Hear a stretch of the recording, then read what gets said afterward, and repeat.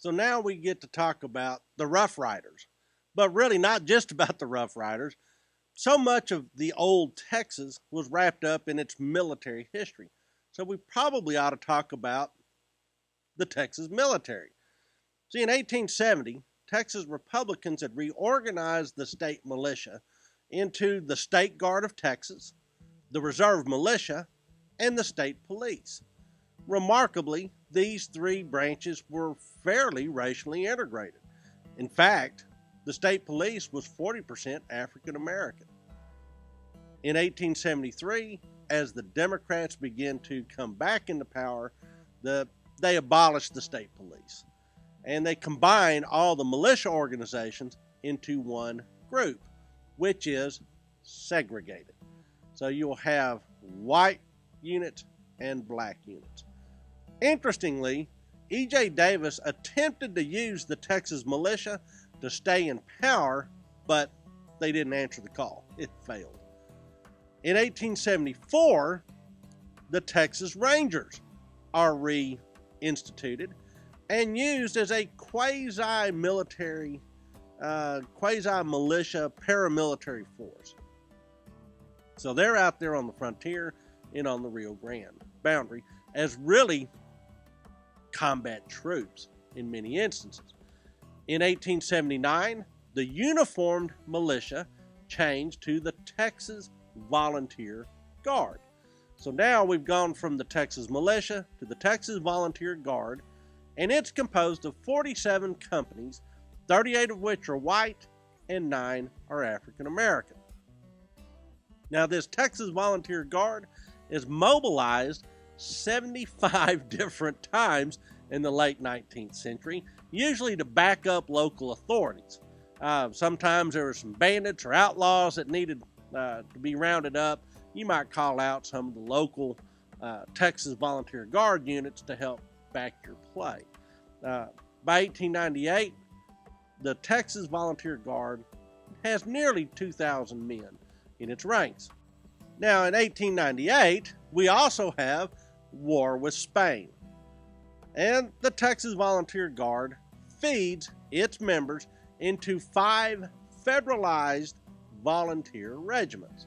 These are the 1st Texas Cavalry and the 1st, 2nd, 3rd, and 4th Texas Infantries. About 10,000 Texans will end up serving in the Spanish-American War in some capacity, not just in these 5 regiments, but also in other American regiments. Texas also has its namesake, the USS Texas, a battleship which had been launched in 1895 that goes and serves off the coast of Cuba. So, what about the Rough Riders? Well, the Rough Riders weren't a state unit, it was a federal unit. It was the 1st United States Volunteer Cavalry. It was raised by none other than Theodore Roosevelt. And Theodore Roosevelt, the great advocate of the vigorous life, thought if he had a cavalry unit made up of Texas and Arizona cowboys mixing and mingling with Yale and Harvard brainiacs, that he might have the best, the cream of the crop of the American character that he can put into the field. Where do you raise a regiment like that?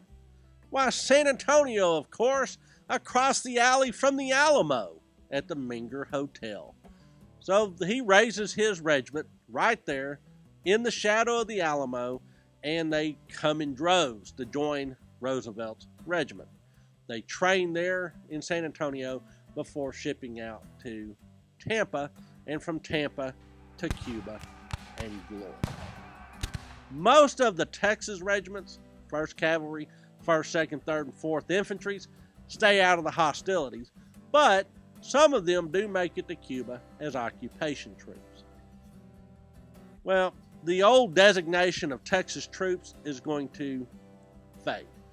And what really ends a Texas designated militia force is actually the 1903 Dick Act, which federalizes all state militias. This followed a little more than a decade later, the 1916 National Defense Act, which creates the National Guard. This process ends the state distinctiveness when it comes to military units. 4,900 Texans, let's say 5,000, are in the National Guard by 1916 when it's officially created. So the numbers are going up somewhat. But the long and short of it, Texas loses its distinctive army and is in fact now being folded in to the military services of the rest of the nation.